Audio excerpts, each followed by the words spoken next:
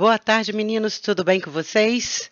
Bom, o que nós vamos ver hoje? Nós vamos ver refração, parte 2, porque no último vídeo eu falei sobre refração, falei um pouco sobre ondas eletromagnéticas, sobre comprimento de onda, frequência, período e cheguei até a lei de Snell. Depois eu fiz um outro vídeo com alguns exemplos resolvidos. Agora nós vamos dar sequência falando da teoria e dando alguns exemplos da teoria. Vai ser um vídeo curto, tá certo? Porque falta pouca coisa para nós falarmos. Vamos iniciar então? Reflexão interna total. Pô, mas não é refração que nós vamos estudar? É refração, mas esse caso aqui é um caso especial, onde nós vamos ter uma reflexão interna total. Ou seja, o feixe, ele não vai conseguir passar para a outra superfície, através da superfície para o outro meio. Ou seja, quando que isso ocorre? A luz deve dirigir-se do meio mais refringente para o meio menos refringente, ou seja, deve dirigir-se do meio que tem um maior índice de refração para um meio de menor índice de refração. Um exemplo é a fibra ótica, que esse efeito é muito importante, por quê? Porque o fio, né, da fibra ótica, o fio interno ali, que é da espessura de um fio de cabelo, mais ou menos, é de vidro e é revestido por um material não condutor, cujo índice de refração é menor do que o índice de refração do vidro aonde o fio vai se... O feixe de luz vai se propagar, tá certo? Então, quer dizer, se fosse ao contrário, se ao redor desse fio de vidro, onde a luz está se propagando, tivesse revestido com material com índice de refração maior, não iria ter reflexão total. Logo, um pouco iria ser refletido e um pouco iria ser refratado. Aí iríamos perder as informações que aquela fibra ótica está conduzindo através dos pulsos de luz. O ângulo de incidência deve ser igual ou superior ao ângulo limite do dióptro. Então, para nós entendermos melhor, vamos fazer um exercício. Nesse exemplo aqui, olha, nós temos aqui uma fibra ótica simplificada, ou seja, o núcleo de vidro, por exemplo, revestida de um material não condutor, de um plástico, uma borracha, com índice de refração, olha só, N2, menor do que N1. Então, como N2 é menor do que N1, com índice de refração aqui, onde o feixe vai se propagar, há a possibilidade de ocorrer uma reflexão interna total. Mas depende do ângulo de incidência também, tá certo? Existe um ângulo crítico aqui, ao qual essa reflexão interna total ocorre. Então, depende desses dois fatores. Então, nós estamos aqui com o feixe incidindo nessa primeira superfície. Um pouco dele, ele vai ser refratado, tá certo? Ou seja, vai mudar a direção de propagação, vai incidir nesse outro ponto A aqui, onde nós temos aqui a superfície do vidro com o plástico, nesse exemplo, e vai ser refletido totalmente. Nós queremos saber qual é o maior valor de θ para o qual existe reflexão interna total no ponto A. Então, o que acontece aqui na fibra ótica? Nós temos aqui sinais elétricos que são convertidos em pulsos de luz e essa luz carrega a informação até chegar no ponto desejado. Então, o nosso interesse é que não haja refração, que não tenha nenhum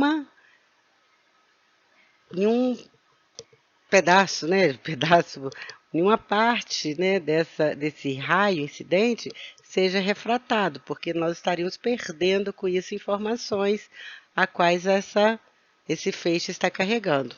Nosso interesse é que haja reflexão interna total. Como fazer isso? Observe que aqui nós temos um ponto de incidência e aqui também um outro ponto de incidência.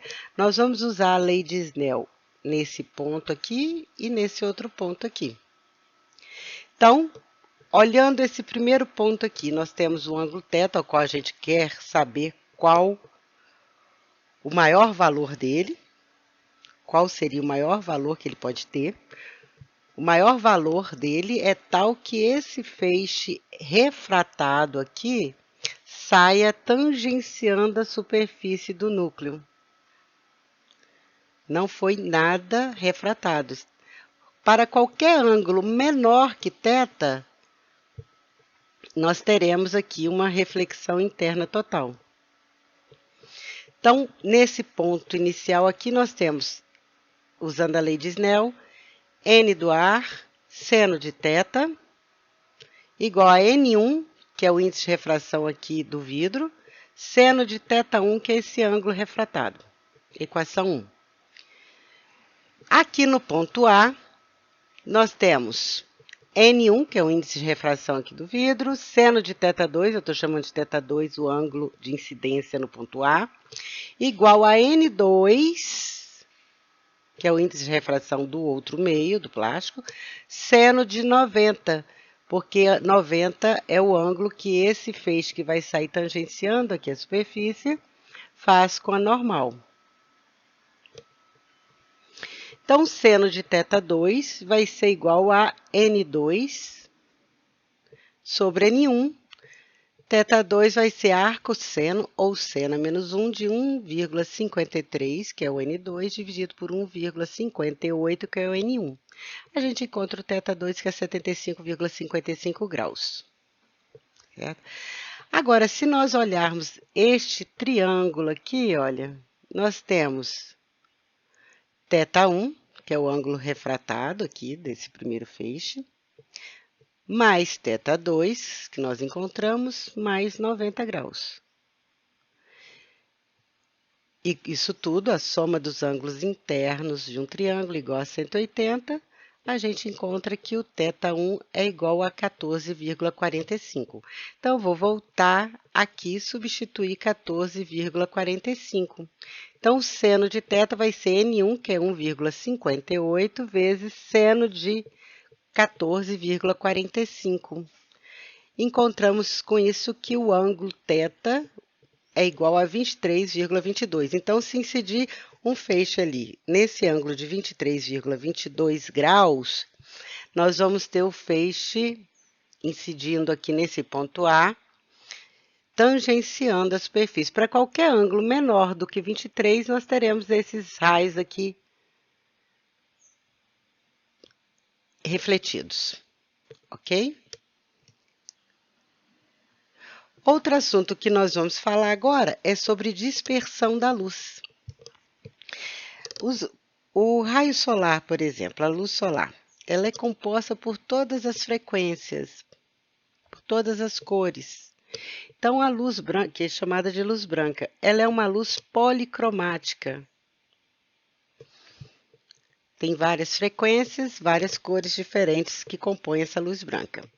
Quando ela incide em uma superfície e passa de um meio para o outro, ela sofre uma dispersão, ou seja, elas se separam.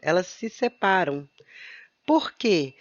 Porque elas têm velocidades diferentes. Cada uma aqui tem um comprimento de onda diferente. O azul tem um comprimento de onda diferente do vermelho, e assim por diante. Como elas têm esse comprimento de onda diferente, as velocidades são diferentes. Então, nós temos aqui desvios diferentes. Esse ângulo aqui é o desvio sofrido pela luz, pelo raio, né, vermelho. Essa tracejada é a direção de incidência da luz branca. Se não tivesse a água aqui, essa luz branca percorreria esse caminho. Então, em relação a esse caminho que ela percorreria, o raio vermelho sofre essa dispersão, esse ângulo de dispersão. O raio violeta sofre essa dispersão máxima aqui, que é o de maior frequência. Então, na dispersão da luz, a luz monocromática de maior frequência sempre sofre maior desvio. Maior frequência, menor comprimento de onda, tá? E aqui nós temos as cores intermediárias de frequências intermediárias e comprimentos de ondas intermediários entre o vermelho e o violeta. Então, é isso aqui que a gente chama de dispersão da luz, tá certo?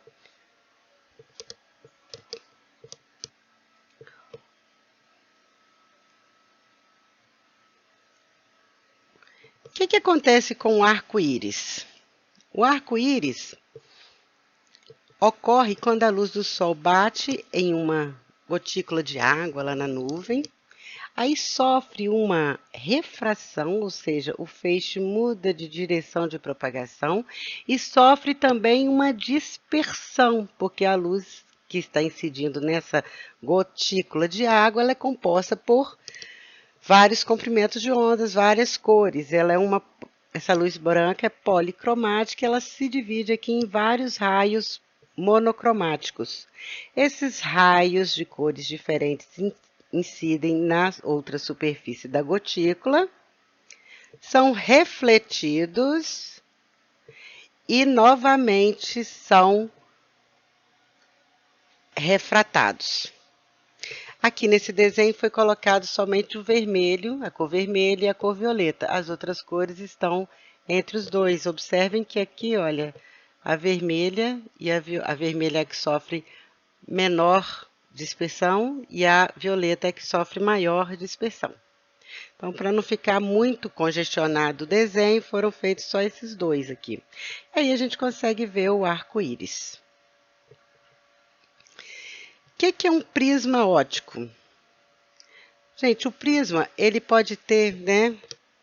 Ele pode ser com a base, pode ser quadrada, pode ser triangular, pode ser retangular, essa parte de baixo aqui, tá certo? Em geral, né, usa-se muito a quadrada aqui embaixo. Quando um feixe de luz branca penetra em um prisma, ele sofre uma refração e uma dispersão.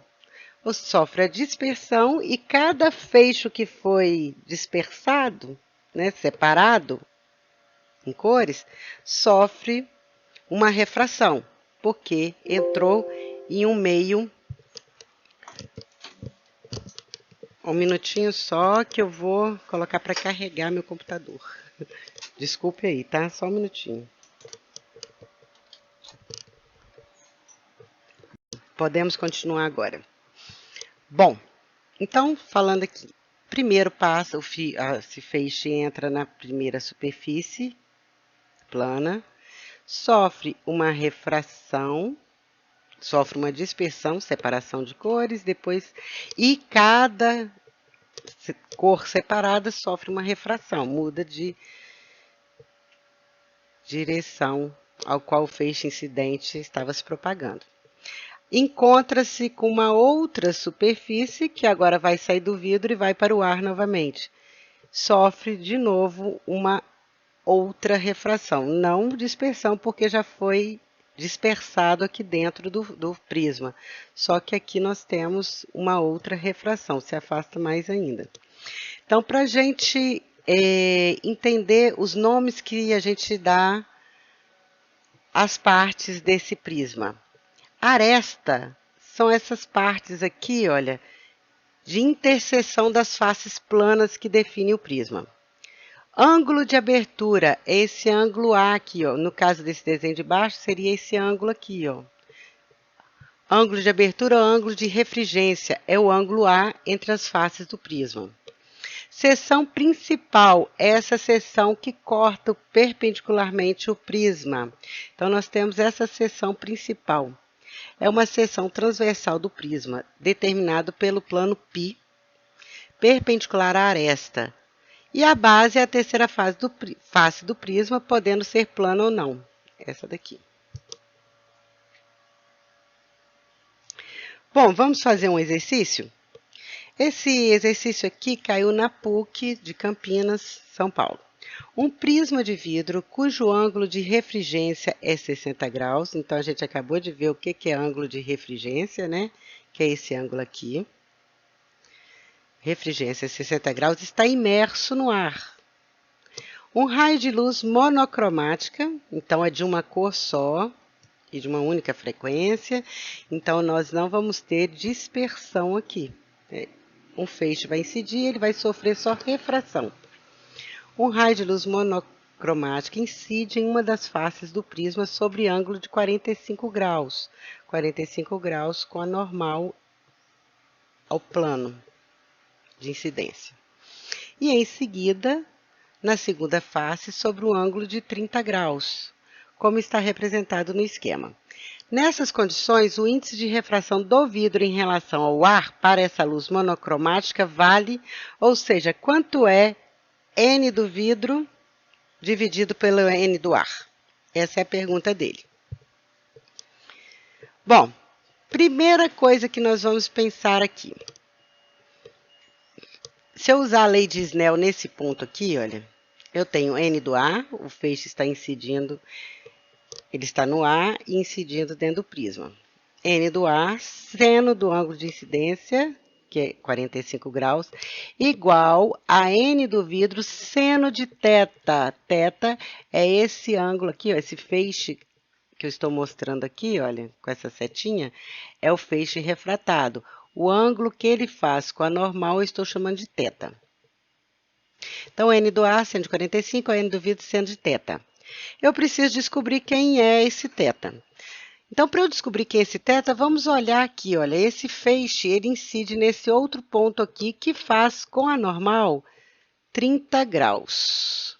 Se eu sei que isso aqui é a normal superfície, esse ângulo todo aqui, ó, vale 90.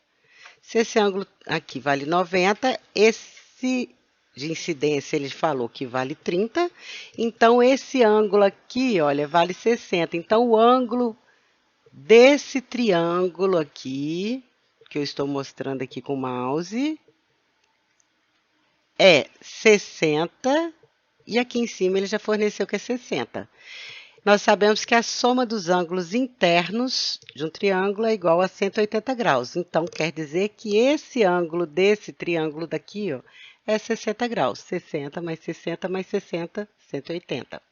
Se esse ângulo aqui é 60, eu sei que isso aqui é 45. 45 não, esse aqui é 90.